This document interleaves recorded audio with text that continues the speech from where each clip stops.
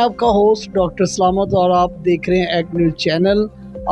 आज हम बहुत ही अहम शख्सियत के पास है जो किसी भी तरफ के मोहताज नहीं है।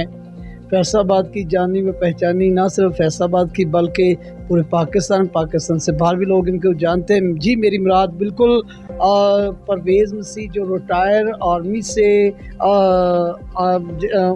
हमारे पास आज हम उनके साथ मौजूद हैं। वो आज उनका तारुफ जो उनकी ज़बानी सुनेंगे। जी परवेज़ साहब, पहले तो हम आपका शुक्रिया अदा करते हैं कि आपने हमें वक़्त दिया। तो थोड़ा-सा हमारे नाज़रीन को अपने बारे में थोड़ा-सा ब्रीफ़ कीजिएगा। खुदावंद के जलाली और मुक़द्दस नाम में आप सबकी सलामती चाहता हूँ और आपकी तशरीफ़ आवरी के लिए शुक्रगुज़ार हूँ। जी, मेरा नाम परवेज़ मसीह है, JCO retire army medical corps.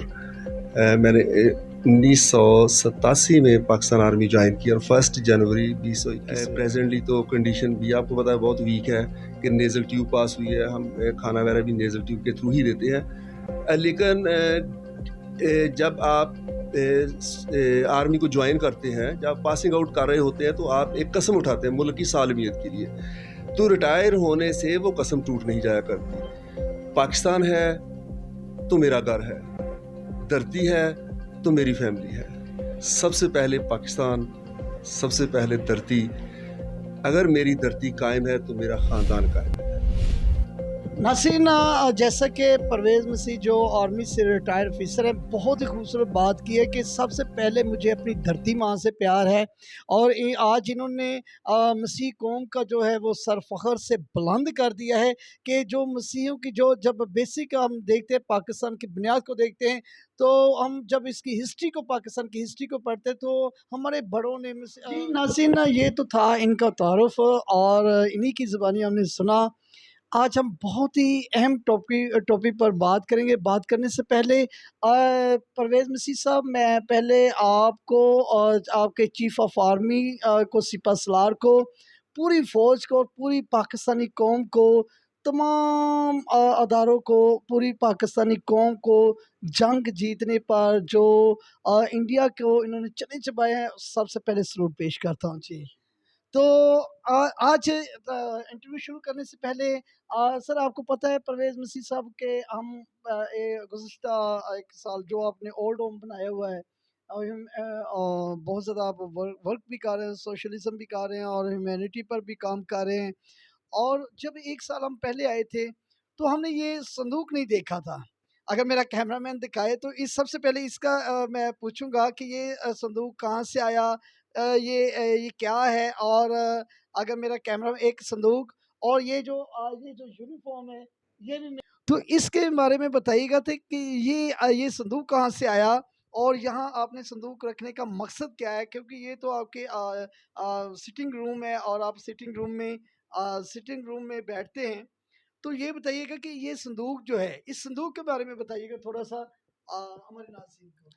जी, सलामत साहब, बेसिकली ये जो संदूक है, ये हर सोल्जर का जो सबसे पहले जो है हमारा, यूँ समझिए कि ये ज़ेवर होता है। In the day of first जब हम सेलेक्ट होते हैं, ट्रेनिंग के लिए जाते हैं, तो हमारा टोटली सरमाया यही होता है जो आप देख रहे हैं।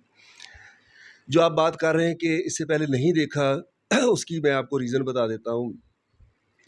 जब 9 मई अचानक 12:30 बजे इंडिया ने, जो जैसा कि आप सबको पता ही है, पूरी कौम को भी, कि वो अपनी बुज़दिलाना हरकत से वो बाज नहीं आते हैं। बुज़दिलाना हरकत, अहमकाना हरकत, जब उन्होंने अचानक पाकिस्तान की सामलियत पर उन्होंने हमला किया 12:35 पे, तो उस वक्त मैं इधर बाहर फार्म में ही था। तो 1:30 बजे फिर मैंने अपने दोस्त को कॉल की है जो कि पिंडी में है। तो सबसे पहले जो मेरा एक्शन हुआ, वो सबसे पहले मैंने अपने ज़ेवर को ही बाहर निकाला है, क्योंकि मुझे ऐसे यूँ लग रहा था कि मुझे इस वक्त मेरे मुल्क को मेरी ज़रूरत है और मुझे जाना होगा।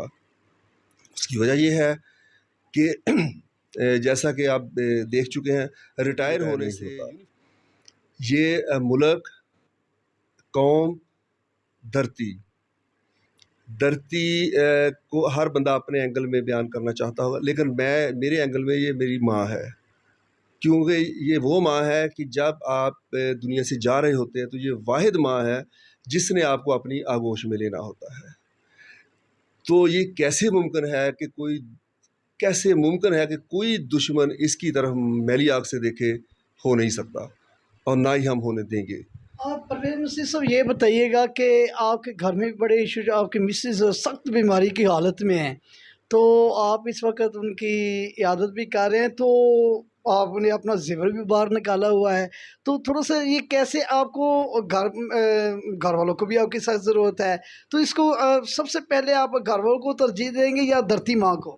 जी, इस्लाम साहब, जैसा कि आप बेहतर जानते हैं कि तकरीबन पाकिस्तान 1 की साल से न्यू में उनका खून भी शामिल है, लेकिन आज परवेज़ मसीह की इन बातों ने उस याद को ताज़ा कर दिया है कि जब सीने पे गोली खाएँगे, पाकिस्तान बनाएँगे। परवेज़ साहब, थैंक यू वेरी मच, आपने बहुत ही प्यारी बातें की। तो नहीं, हम किस जो परवेज़ साहब के साथ दूसरा इंटरव्यू करेंगे, वो भी नाज़रीन साथ रहिएगा, वो भी हम इनके साथ इस जंग के हवाले से भी करेंगे और पायलट कामरान मिस्सी भट्टी के मुतल्लिक भी पूछेंगे और उन तमाम अफ़वाहों से भी पूछेंगे, क्योंकि ये बहुत ही अच्छे तरीके से ब्रीफ़ करेंगे और पाकिस्तान की हिस्ट्री भी इनके पास बहुत ज़्यादा मौजूद है। इनके उनके बारे में भी तमाम सवालात इनसे करेंगे। तो देखते रहिएगा एक्ट न्यूज़ चैनल डॉक्टर सलामत के साथ।